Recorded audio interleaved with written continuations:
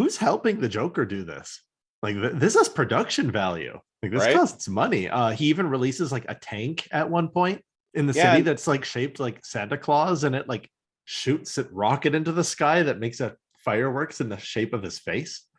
yeah, and he doesn't have Harley Quinn along with him Nope. for this Like who's episode. helping this dude? Yeah. You put a lot of work into this. You should be thankful, Batman. And hey, it's a wonderful life yet again for like the 50th time in a row. Right? Batman's like, finally, something good to watch.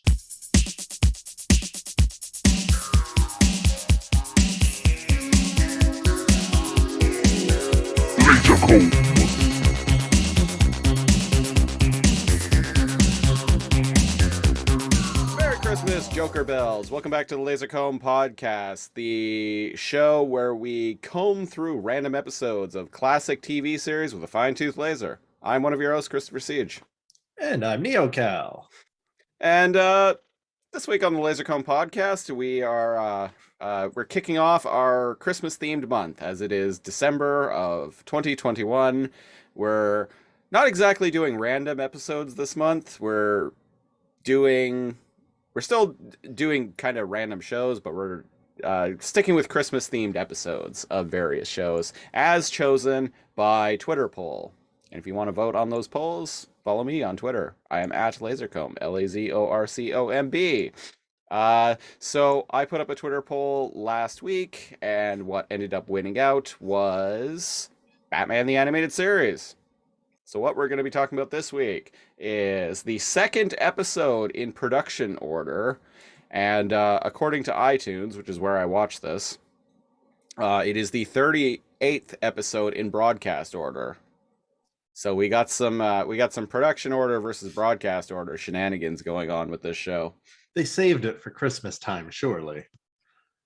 Surely, yeah. Although it originally aired on November 13th of 1992. Close enough. Close enough, yeah. Although apparently it, per Wikipedia, it aired on December 27th in prime time because reasons, I guess. As long as you get it somewhere near Christmas, it's fine. Yeah, I like to think that that Christmas the Christmas season runs all the way until the day after my birthday, which is in early January. Exactly. And as long as these plants manage to stay alive, whatever they are. I don't even know what they're called. Christmas plants, right? They're called what are they called? Poinsettias? I don't know. Something like that. Uh-oh. I need to water it. I know. You monster, you killed it. I think they look really, really like beautiful. When they give them to you, they're doomed to begin with. I always buy fake ones. That's probably better. Because they live forever. Yeah. Much like this episode of Batman the Animated Series will live on forever in our memories. It will try. It will. I give it half an hour. it will definitely. Yeah, it'll definitely try. All right, so a little bit about Batman the Animated Series. Batman the Animated Series originally premiered in early September of 1992. I watched this show right from the beginning. And I think I mentioned this. I've mentioned this on previous podcasts, various podcasts that we do. Like I was 7, almost 8 years old at this point. So Right. like I remember this part of my life quite vividly still.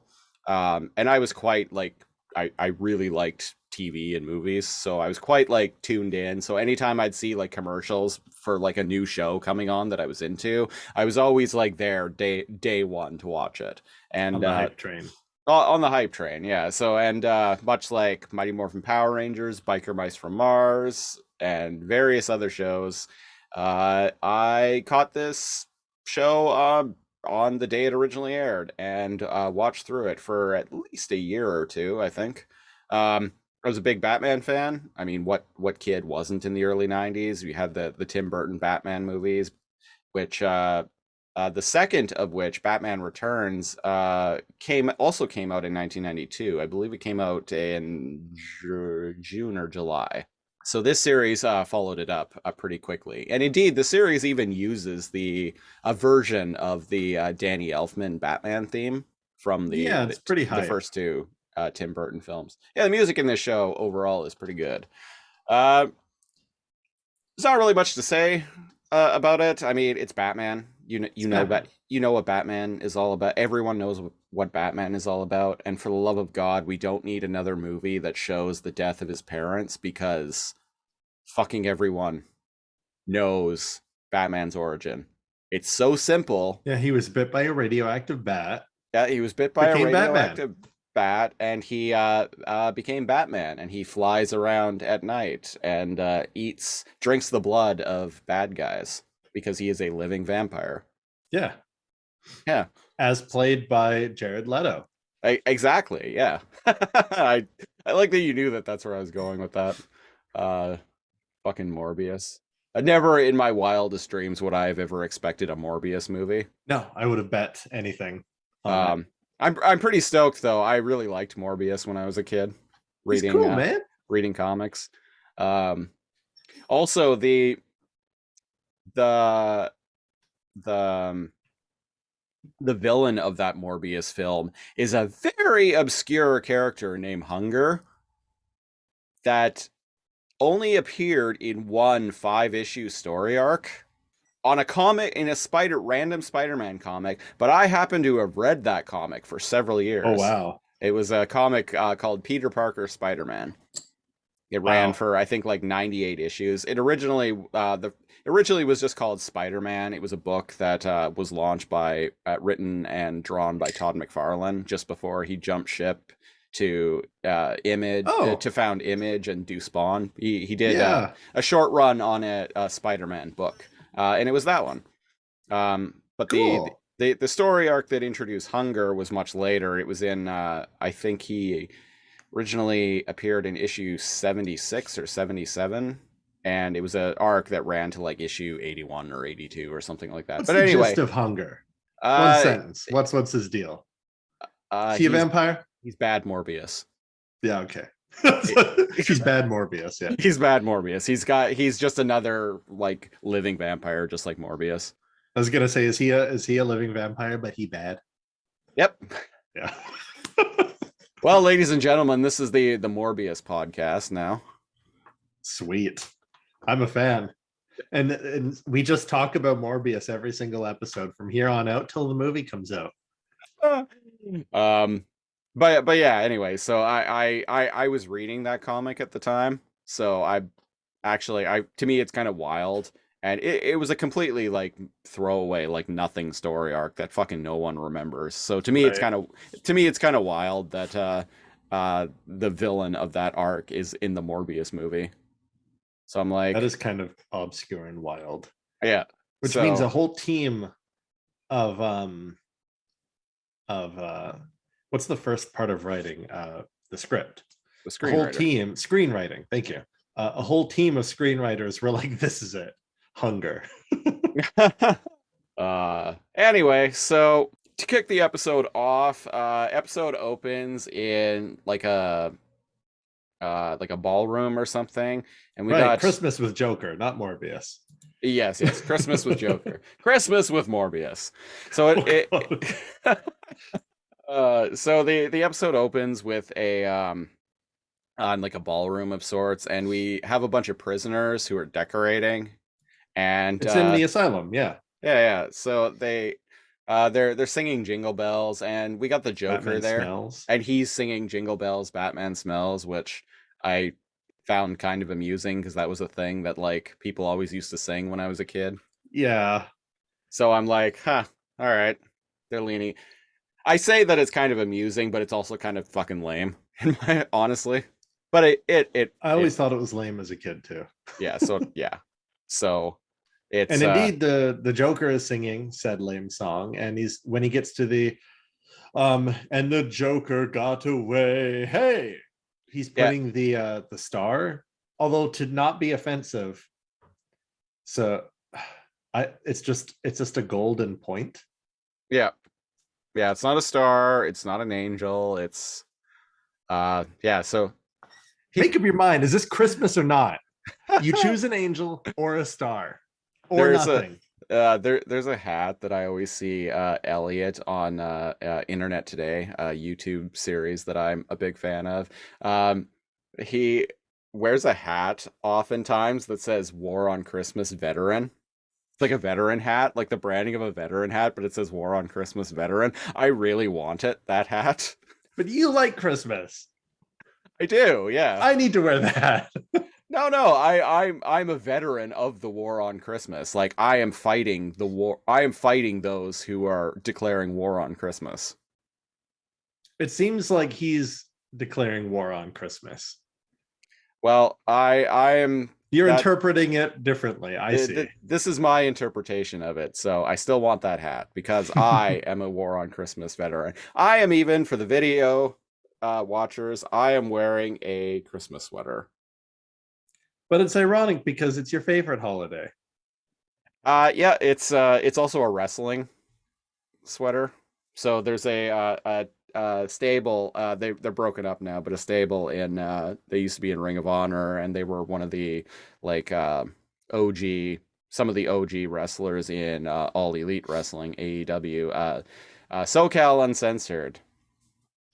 Christopher Daniels, Frankie Kazarian, and Scorpio Sky. So their shtick was they would always come to the ring and they would have a mic and be like, "Ladies and gentlemen, this is the worst town we've ever been in."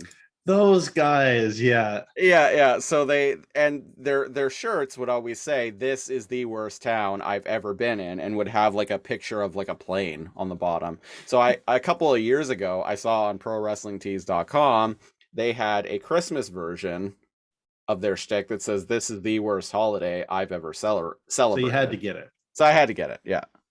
It was on like a Black Friday sale, so it was like 60% off or something like that, which is the only way Pro Wrestling Tees is even remotely financially viable when you're buying from Canada, because the shipping is outrageous and it takes a fucking it takes a really long time to arrive. It takes a long ass time to arrive. So I bought this on Black Friday like 2 years ago, and well, it showed up at the end of January. What? So it took 2 months to arrive, and this shipping was still an arm and a leg. The shipping was still like $25 or something like that. Outrageous. You know who else hates Christmas? The Joker, because the tree is actually a rocket. Yeah, we find this out because the Joker like puts his like not star or angel, his tree topper, on top of the tree, and then the tree fucking blasts off. All right. Over the hills I go in a one tree open sleigh. Yeah, and he's like laughing all the way. Yeah, he's like flying over Gotham, like continuing to sing his rendition of Jingle Bells. He is. And Batman, being the goth that he is, he's like, "I hate Christmas." Yeah, so Batman is we're in the Wayne Manor. Yeah, we cut to the Bat Cave, and Batman and Robin are like walking to the Batmobile, bickering about whether or not they should stay in and enjoy Christmas or go and look for the Joker. There is one like little bit of dialogue that I thought was kind of funny, because Robin has like, "Oh, have you ever seen It's a Wonderful Life?" And Batman is like, "I haven't. I couldn't get past the title." That's what I mean by he's being kind of an insufferable goth. Yeah. It made me laugh. So basically, Robin like you said, What's Robin wants to stick to stay in and just like watch Christmas movies and drink hot cocoa and have not even villains have a Merry Christmas. And then Batman is like, Batman's the Joker just escaped. But the Joker just escaped, and Robin's like, "Oh well, even villains must have families that they want to spend time with on Christmas." Not the Joker. He has no family. Just like me. We're each other's family. Me and the Joker. Yeah, kind of. I like to think that's why the Joker got up to these shenanigans, was because he wanted to spend Christmas with Batman. Yeah, let's go with that. So Yeah. Batman is like going and like looking for crime, and he sees like a dude running up to an old lady. They're on like rooftop spying, right? And he's like, "See, Robin." And he like dives down, getting ready to like break some fucking ribs of the bad guys, as he always does. Yeah. And the guy's just catching up to the old lady, and he's like, "Hey, lady, you dropped this a couple blocks back." She's like, "Oh, So thank you. What a nice young man." Gives him a kiss and then yeah, fucks off. And Robin's like, dude, there's no fucking crime going on. Like, you let's. can't. Yeah, you can't handle that. You're not needed for one night. Yeah. Shut So up, he, Robin. yeah, he makes like some kind of deal with him that like, if nothing goes down, then they'll just go home and watch It's a Wonderful Life. So they And decide, here they are. yeah, that's what they do. So they go back to Wayne Manor and they're sitting watching the big screen, about to watch It's a Wonderful Life, but oh shit, uh, we interrupt your program for this broadcast from the Joker. So the And the Joker, Joker's wearing a Christmas sweater, and he's in front of a fireplace. yeah, and so yeah, so no, It's a Wonderful Life. It's not a wonderful life. It's a Joker life. Joker has kidnapped. He like goes on this spiel about how like he um doesn't have a family, so he decided to just steal one, being the criminal mastermind that he is, That's what he do. and he unveils who his family is, and he calls them the lawful family. So it's Commissioner Gordon, it's Barbara Gordon, and it's Harvey Bullock, and they're all like tied up. And he goes and Yeah. checks on them like one by one, and they all like shit talk him, and you're mad, mad, I say. And they have like candy canes as a gag. Yeah. And I'm like, why can't they just spit that out? That's not a gag, but whatever. Well, it's keeping in line with the Christmas theme. There we go. They're trying to maintain the Christmas spirit.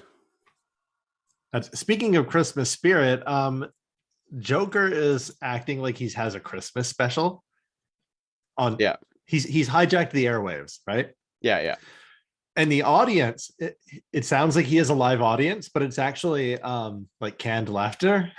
Yeah, because the audience are just cardboard cutouts. The audience are just cardboard cutouts of like characters in Gotham.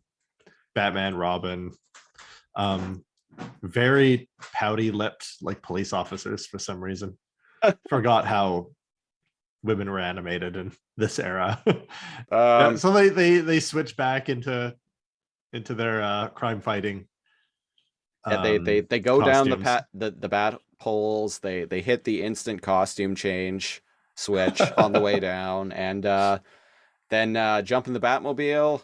Atomic batteries to power, turbines to speed, and we get the dun dun dun dun dun dun dun dun dun dun dun dun dun music. No, if only. Fuck, we should do that show on this podcast at some point. The '60s Batman. It's Now we're infinitely talking. it's infinitely more entertaining than this episode. And to be clear, listeners, I love Batman the Animated Series. It's great. There are legit great episodes. This is just isn't one of them.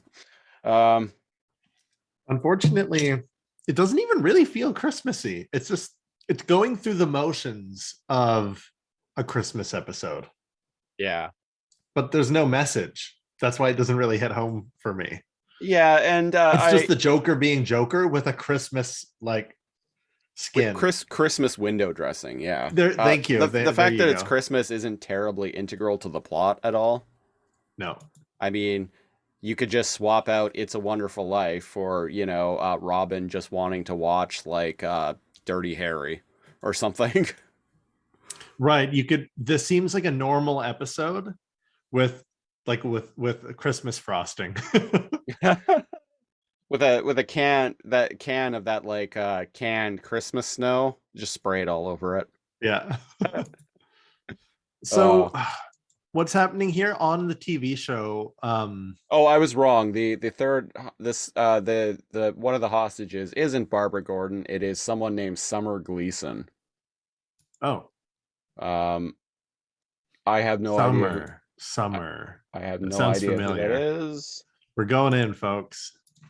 Summer Gleason. I'm Googling it. A news reporter. Oh, okay. So she's She's the like, April O'Neil. well, I was gonna say, so she's basically Vicky Vale. Oh, it says she seems to be directly based on Vicky Vale. Yeah, because Vicky Vale is like the main like reporter Right. character in the Batman universe. Hell, she was in there. She was played by Kim Basinger in the Tim Burton Batman movie. Yeah, so there's lots of different little gags that the Joker has. He's got like a little hand puppet elf. He has a train set with like a little mock version of a little cardboard cutout city of Gotham. And he's implying that he blew out one of the bridges and the train's gonna fall and kill people. Mm-hmm. And somehow I can't remember how, but the Batman and Robin somehow like triangulate the source of the Joker's signal. So they go and find him. There's like some great train. There's like some Western shit where they're like, They uh, save the people. There's one dude on the train. yeah, They just save the conductor. And I'm like, yeah, what? Like he could have just jumped off himself, but I guess he didn't know that the bridge was out and it's nighttime. So yeah. they saved the one dude. Good on them. And they find out through triangulation that he's filming from the observatory. Yeah, Gotham Observatory. Yeah. There's something to do with a toy factory because Robin, they're Right. like, They find out that's where he is a little bit okay, later. okay, I'm getting What ahead of myself here. Yeah, but what happens at the observatory? The telescope is actually a cannon. Again, the industry and production costs of getting up to his schemes must be astronomical. I want to know who the billionaire funding the Joker is. Perhaps it's Bruce Wayne, billionaire playboy and philanthropist. I knew that guy was bad. someone's got So to someone's got to be funding Batman and the Joker's antics, and he definitely would. He's definitely not funding Batman. Real quick, I got distracted because I emailed Bob Buckley last night, see if he wanted to do an interview, and he just got back and said yes. Bob Buckley, the composer of all the music from all the mainframe shows. what? Yeah. Wow, that's wild. I'm gonna text Christina about this. So Bob So while Buckley, Christopher Siege I'm is gonna edit this out. oh well, might not even be necessary. There you go, live news, folks. But we're gonna get an interview with Bob Buckley. We do a lot of we have done and are still doing a lot of mainframe entertainment podcasts. We have one called Too Much Energon, where we review Beast Wars, Beast Machines, Beast Wars related things. Yeah. And Alpha Numeric, the reboot podcast. And yeah, we've talked to Ian Weir. Yep. Who's has written the better episodes of Yeah, Beast Wars. Some fan favorite episodes, and looks like we're gonna get to interview the guy who does all the music. Rad. And he's done all the music for Reboot, Beast Wars, Shadow Raiders, and Beast Machines. Right. We've talked about this. Yeah, it's all one dude. Yeah. That's Christina. Christina just sent me what in caps lock. What? So there we go. Well, exciting news. See, we would find a way to make this episode interesting. And that's it. Oh, that's hype. I'm gonna have to after we're done here, I'm gonna have to get back to him. Yeah. So what ends up happening? You said that they actually go to a defunct toy factory because the observatory is like a decoy. He's not actually there. Yeah, and they find like a toy or something, and Robin's like, "Man, I haven't seen one of these in years." And Batman's like, "Well, that's because they were only made at the old like LAFCO toy factory that's been shut down for however long, decades or whatever." And I'm like, Where the fuck is there a toy factory outside of China? These would be expensive. Well, this is why it shut down. Yeah, well, yeah, there you go. Yeah. Yeah, so they go there. And speaking of like Wow, the reporter is thick. Sorry, there's a scene where she's opening a present and she's sitting down and forgot sometimes 90s cartoons yeah, so like you were saying, like the Joker doing like having all these resources and getting up to all this shit. This toy factory has like giant like fucking robot killer nutcrackers. the And I'm like, production. Who's the billionaire funding like Joker? what is happening here? The giant robot nutcrackers. I forgot how nuts this show was. They don't make dolls like that anymore. It's like, why do these exist? Other than just to destroy shit. These things are fucking huge. They're They're like 4 stories tall. They're like these things are like 40 feet tall. And they're like walking around, like, and they're trying to kill Batman and Robin. And they Batman and Robin it up. They swing through the air, they trip them. Apparently, the way you destroy these giant nutcrackers is knocking, like severing their head. Because as we all know, that's how you kill robots. Yep. You kill them like they are immortals in the film Highlander. Yeah, there we go. Yeah. Bringing it back to the Highlander reference. Yeah, and they do a bunch of Batman and Robin-y stuff. They throw batarangs. Batman grabs a baseball bat. I like to I'm with you on this one. I think all of this is a way for Joker to bring Batman joy. Right? They get to play with nutcrackers, right? Giant teddy bears. They get to stop crime, which is what Batman lives for. I feel like this is like Joker's present to Batman. Yeah, there you go, folks. We figured it out. We cracked the code. I can't explain why there are just random gangsters with Tommy guns trying to kill Batman and Robin. Yeah. Joker's goons. Yeah, Joker's goons. They're just goons. They have Joker has the 3 hostages like tied up, suspended over like a vat of acid or something like that. Lava, molten metal, something that's gonna kill them. Something that I can't for the life of maybe it's melted plastic. It looks hot. It's orangish. It looks like lava. It's something molten. Yeah. I can't imagine why it would be in a toy factory, but hey. And he's like, not a step closer, Batsy. And he gives him a present. He's like, open this present or I'll say goodbye to the hostages. And Robin's like, wait, Batman, it's a trap. And Batman's like, shut up, Robin. I'm Batman. And is your name Batman? No, my name is Batman. I'm Batman.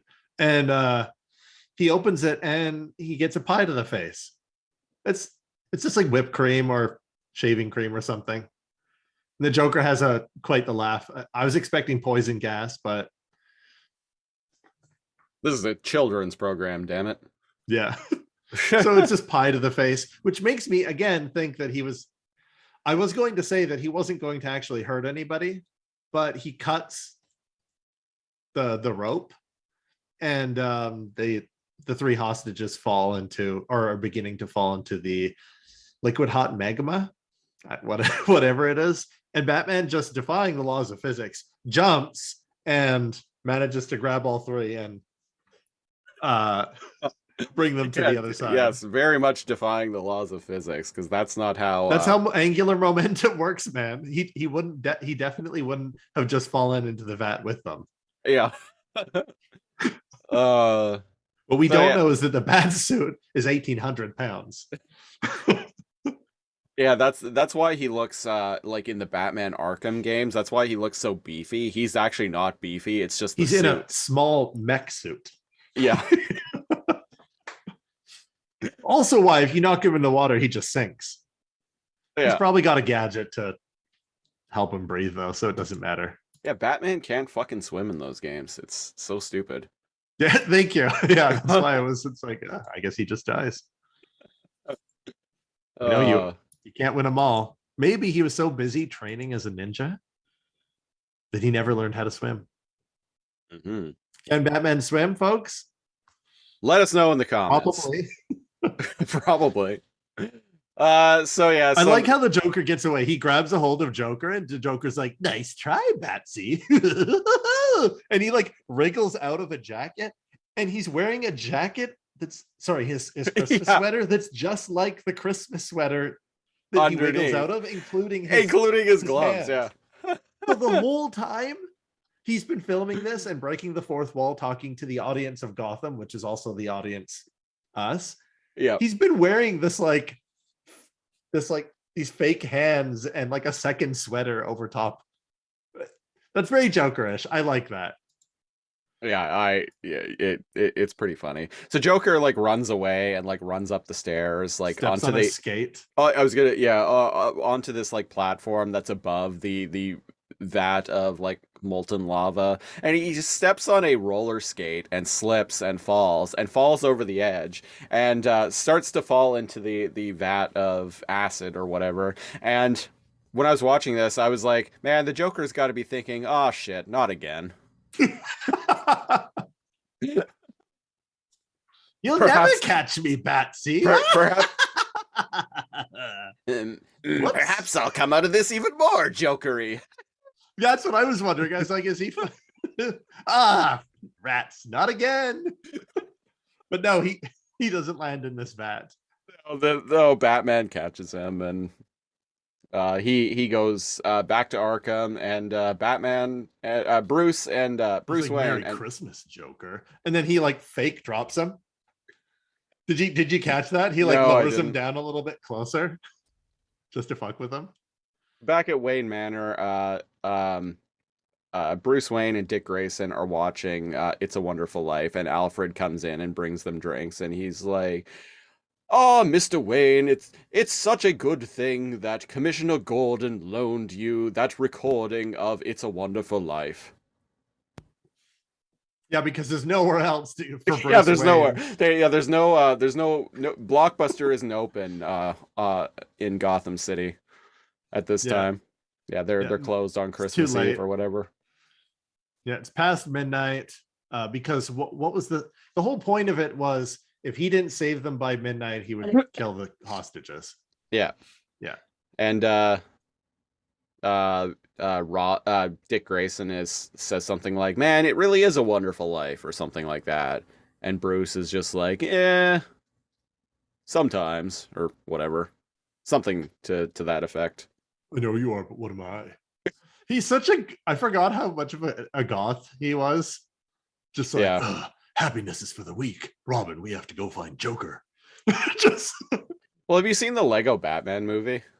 No.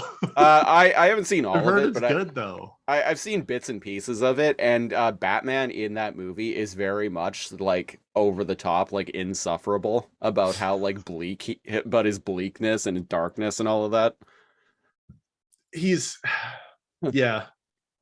He makes normal goth people look cheerful. And I kind of think that's hilarious. I forgot that he was like that. I mean, he's always like that to some extent. He's so serious, right? Doesn't let up. So it's nice to see him kicking back and watching movies with Robin. He was way more laid back and human-ish in the live action. 60s Batman. The 60s Batman Adam show. West. He was way more humorous. Right? Like he'd always be making puns and joking around with like Robin. Yeah, that show is a delight. Yeah. We'll have to cover it on this podcast at some point. So how do we end? We end with like the Joker being like, "Don, we now are gay apparel." Yeah, in a prison cell wearing a straitjacket. Yeah. Making 7-year-old me giving 7-year-old me many a fine and wholesome Christmas memory. The Joker singing Christmas carols in a straitjacket behind bars. Yeah, as Christmas should be. Yeah. Well, that was the episode. Sometimes when I'm smiling really wide or I have a crazy face, I seem a little insane-y Joker sometimes, but My face is far too wide to actually pull off a Joker. Well, perhaps we should don we now our gay apparel. I've got the laugh lines and the chin for it though. It's not pointy enough. Need like a prosthetic to make my chin pointier. Yeah, so this episode of Batman the Animated Series wasn't that great. Not a great way to kick off Christmas month. Yeah, we were trying to be positive, but when I was watching this and before we did the recording, I was like, I'm gonna pretend to like this for Christopher. And then you find out I didn't like it either. So you're like, well, fuck this episode. It's just a normal episode of Batman with Christmas trees and sweaters in the background. Yeah, it's not even a particularly memorable episode of Batman. Like the Joker gets up to Joker shit and they catch him. yeah, like that's all there is to it. Well, I think that about does it. I don't have anything more to say about this episode. Batman was Batman-y, Joker was Joker-y, no Harley Quinn. So if you want to support us, best way to do that, go to patreon.com/lazorcomb, LAZORCOMB. Where starting at the $5 and up tier, you get hours of preamble audio of us talking about random shit before we actually get to recording this and any of the other podcasts we do. Also get a monthly commentary track where we talk over a movie of our choosing. And at the $10 and up tier, where it gets really interesting, if you want to pick a show for us to talk about on this very podcast that you are watching and or listening to, you can do that if you go to patreon.com/lazorcomb. Pitch $10. Sometimes we might hate it, and we'll tell you if we hate it. Or we might like it. And we'll tell you if we like it. Or it might be our favorite show that we've done on LazorComb. Speaking of, very briefly, before we finish up, Christopher Siege, you went and watched some more Fighting Foodons? Yes. So a little bit of an update for listeners, and especially Jared, our patron who pitched the show Fighting Foodons to us. I went back and watched a bunch of it. I've watched like the first 9 episodes of it. Wow. Yeah, the show is quite funny. I found out much more about the overall plot and even more like delightful things. Like the cards that they throw are called meal tickets. That's great. You're uncovering the lore. I probably should watch it. There in the first episode, and I actually like got a few other people that I know watching the show. Oh, really? Yeah, legit. And the first episode, Claudia, the cat lady in that show, one of the gluttons, she conjures up a giant foodon called Beefsteak, and it's this giant dinosaur looking thing, and it's stomping around the town saying beefsteak, beefsteak, beefsteak. Amazing. The show is a treat. It's free to watch on retrocrush.tv. Fighting Foodons, go check it out. Watch that instead of this. We're not saying as a whole. Not as a whole. Good show. No. Just this was episode. Just a forgettable Christmas episode. Yeah, it's a very, very much a throwaway episode of Batman the Animated Series, and I'm kind of disappointed. But do we know what we're watching on the next episode of LazorComb? We do. We will be back next week, continuing on with the Christmas theme. Put up another poll on Twitter, and what ended up winning was Abed's Uncontrollable Christmas, the 11th episode of season 2 of Community. I'm looking forward to this one. Me too. I was super late on Community and only just watched it in its entirety like a couple years ago. Oh wow. Way after the fact. Yeah. I was watching it while it was airing. All the mess with the last few seasons, so you were live for all that. I came into the show about 3/4 of the way through the first season, I think. Oh, pretty early. Yeah, pretty early. I'd been reading the show was getting rave reviews on entertainment news blogs that I was following, so I decided to check it out, and yeah, became a big fan. I still haven't finished the show. I've watched only like half of the final season. Can't But really remember how it ends. it wasn't great. That show definitely went on longer than it should have, but we'll talk about that more next week. Yeah. So yeah, I already told you, go to patreon.com/lasercomb to support us and pick a show for us to talk about on this podcast. If you want to follow us on Facebook, go to facebook.com/lasercomb. Once again, LAZORCOMB. And you can follow me on Twitter @lasercomb, spelled the same way. And Cal, you are also on Twitter as well. I'm on the Twitter. I post the memes and the tweets. You are known to tweet. I am a man of culture and Twitters. Neo_Cal. NEO_KAL. Right. I can't remember why the underscore is there, but that was a mistake. I think somebody else has. Yeah, I remember you talking about this. Someone had already picked NeoCal as one word. You son of a bitch! How much is it going to cost for me to get this? So I've kind of been wondering over the past year since you joined Twitter. I've been wondering if maybe you signed up for it like a decade ago and just don't remember. That's entirely possible.